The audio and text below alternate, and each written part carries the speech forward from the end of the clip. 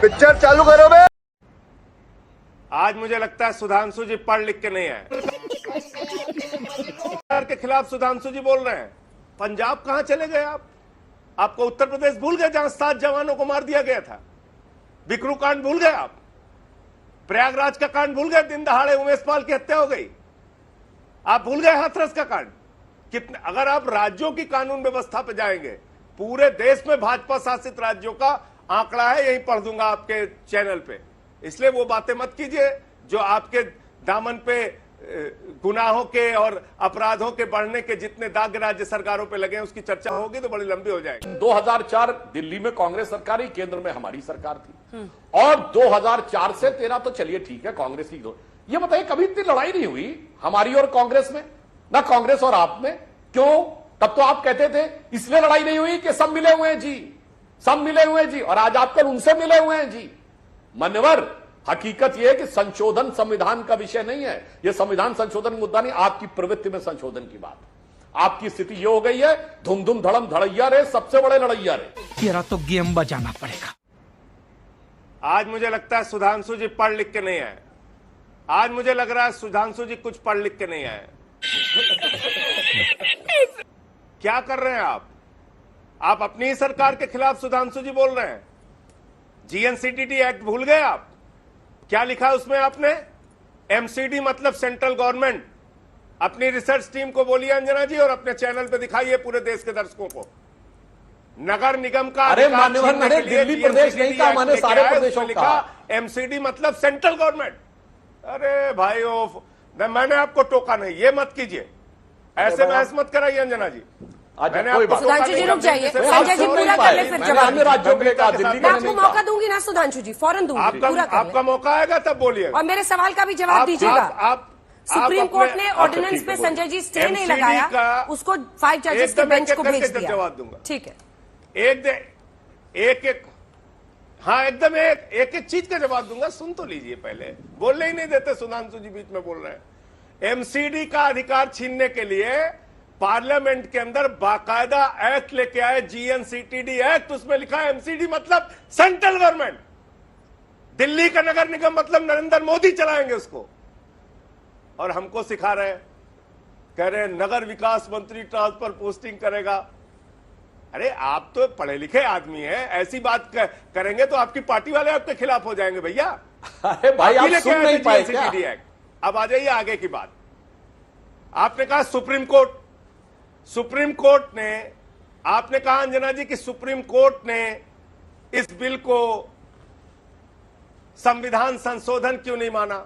पहली बात तो ऑर्डिनेंस आया था, ऑर्डिनेंस पे सुप्रीम कोर्ट की टिप्पणी है, इनको पढ़ाइए और दिखाइए।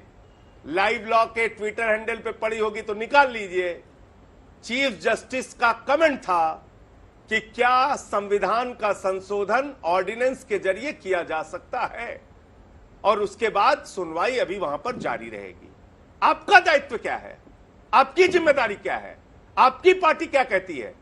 मैंने 2 बार पूछा, आपने जवाब नहीं दिया। 13 के 15 के 98 के 2003 के 2008 के घोषणा पत्र में आपने दिल्ली को पूर्ण राज्य का दर्जा दिए जाने की वकालत की थी या नहीं की थी? और अगर की थी और अब आप उसके खिलाफ हैं तो पूरे देश से और दिल्ली के लोगों से माफी मांगिए। आप बोलिए कि हमने जो घोषणा पत्र में डिमांड की थी वो गलत था पूरी तरीके से। और अगर कांग्रेस से आपके इतने मधुर रिश्ते थे तो आप पूर्ण राज्य क्यों मांग रहे थे? आप चलने देते ऐसे। एक बात। दूसरी बात, कह रहे कांग्रेस से इनका बड़ा अच्छा तालमेल था। नजीब जंग भूल गए? आप भूल गए? इनको तो मान लीजिए भूल गए होंगे, सुधांशु जी बीजेपी की तरफ से इनको बोलना है। आप भूल गई अंजना जी, कितने काम में लोड़ा डाले नजीब जंग ने? वो किसके द्वारा लगाए गए एलजी थे? कांग्रेस के द्वारा लगाए गए एलजी थे। फिर किसके शासन में एलजी रहे? बीजेपी के शासन में एलजी रहे। तो मेरा यह कहना है कि आपने अगर एक सरकार को टारगेट ही कर लिया है तो हमें तो अपने लोगों के लिए आवाज उठानी पड़ेगी। मोहल्ला क्लिनिक बनाने पे आप रोक लगाएंगे। आप पंजाब कहां चले गए? आपको उत्तर प्रदेश भूल गए जहां 7 जवानों को मार दिया गया था? बिकरू कांड भूल गए आप? प्रयागराज का कांड भूल गए? दिन दहाड़े उमेश पाल की हत्या हो गई। आप भूल गए हाथरस का कांड? कितने, अगर आप राज्यों की कानून व्यवस्था पर जाएंगे, पूरे देश में भाजपा शासित राज्यों का आंकड़ा है, यही पढ़ दूंगा आपके चैनल पे। अरे बाप रे, ये तो धोती खोल रहा है। इसलिए वो बातें मत कीजिए जो आपके दामन पे गुनाहों के और अपराधों के बढ़ने के जितने दाग राज्य सरकारों पे लगे हैं, उसकी चर्चा होगी तो बड़ी लंबी हो जाएगी। मैं सिर्फ ये कहना चाह रहा हूं, सुप्रीम कोर्ट में जिस मामले की सुनवाई चल रही है वो तो चल ही रही है। आपका संवैधानिक, लोकतांत्रिक, संघीय ढांचे के प्रति जिम्मेदारी और दायित्व क्या है? एक अभिभावक हैं आप इस देश के केंद्र सरकार में होने के नाते। देश के प्रधानमंत्री अपने आप को प्रधान सेवक कहते हैं, और दिल्ली के 2 करोड़ जनता का अधिकार 5 जजों के फैसला आने के बाद भी आपने ऑर्डिनेंस के जरिए छीन लिया। बेशर्मो, शर्म करो, शर्म। अब जो अंजना जी आपने सवाल किया, मैं उसके बारे में जवाब देना चाहता हूं। आपने कहा कि ये खींच की बात है। ये खींच की बात नहीं है, वास्तविकता में ये यथार्थ की बात है। यदि यह सत्य है कि 2 बार विधानसभा में दिल्ली की जनता ने इनको शानदार बहुमत दिया है, इतना शानदार बहुमत पाकर सिर्फ व्यवस्था और में अव्यवस्था और वितंडावाद करने वाली सरकार आपने नहीं देखी होगी। ये वो पार्टी है जो कहती थी हम नई राजनीति के लिए आए हैं, और आज आप देखिए कि किस तरीके से ये ट्रांसफर पोस्टिंग के लिए कह रहे हैं। और याद करिए अंजना जी, इन्हीं की सरकार में मुख्य सचिव के साथ हाथापाई हुई थी, यह मीडिया में रिपोर्ट आई थी और यह बयान मुख्य सचिव ने दिया, चीफ सेक्रेटरी ऑफ दिल्ली, और यह कहा गया कि घर पे बुलाया गया केजरीवाल जी के, मुख्यमंत्री जी के घर पे अन्य मंत्री भी थे और हाथापाई हुई। अफसरों के साथ किस ढंग से डील करने का कोई उदाहरण आपको भारत के इतिहास में नहीं मिलेगा कि कोई मुख्य सचिव यह आरोप लगाए कि आपने उसके साथ मारपीट की है। और अभी तो रुको, क्लाइमैक्स अभी बाकी है। तो ऐसा है कि हम लोगों की मेमोरी बहुत स्ट्रांग हो जाती है ऐसे समय में जब दिल्ली सरकार पे आरोप लगाना होता है, लेकिन जब वो आरोप मिटते हैं और हटते हैं तो उस समय हमारी मेमोरी बहुत कमजोर हो जाती है, हमें याद नहीं रहता। मुख्य सचिव महोदय के आरोपों का परीक्षण न्यायालय में हो चुका है और पूरी तरीके से अरविंद केजरीवाल सहित जो लोग थे उसमें निर्दोष साबित हो चुके हैं। अब अगर आप उसी को दोबारा दोहरा के कहना चाहते हैं या सुधांशु जी बार बार जोर जोर से उसको कहना चाहते हैं, वो कह सकते हैं, लेकिन न्यायालय में वो मामला सच्चा नहीं पाया गया, सही नहीं पाया गया। हकीकत ये है। दूसरी बात, हम सिर्फ वितंडा करते हैं, सिर्फ बवाल करते हैं, कोई काम नहीं करते, खाली अड़ंगेबाजी करते हैं, रोज लड़ते हैं।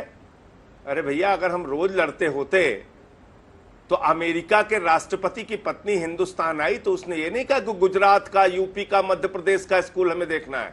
उसने कहा केजरीवाल और मनीष सिसोदिया के द्वारा बनाया गया दिल्ली का सरकारी स्कूल हमें देखना है। मोहल्ला क्लिनिक का मॉडल हमने दिया। दिल्ली के सरकारी स्कूलों में स्विमिंग पूल का निर्माण, एथलीट के ग्राउंड, हॉकी के ground, world class school Delhi के अंदर बनाए। पिछले 9 साल से सरकारी स्कूलों का, 8 साल से सरकारी स्कूलों का रिजल्ट प्राइवेट स्कूलों से बेहतर आ रहा है दिल्ली के अंदर। दिल्ली के अंदर हम लोगों ने बुजुर्गों के लिए तीर्थ यात्रा, 200 यूनिट बिजली फ्री, 400 यूनिट बिजली आधे दाम पे, पानी मुफ्त, माताओं बहनों के लिए बस की यात्रा मुफ्त। ये सारे काम करने के बावजूद मुनाफे का बजट हम दे रहे हैं लगातार हर साल। ये दिल्ली सरकार की उपलब्धि है। हमारी फरिश्ते स्कीम, रास्ते में किसी का एक्सीडेंट हो जाए, हॉस्पिटल में एडमिट कराओ, 50 लाख का भी इलाज हो तो दिल्ली की सरकार देगी।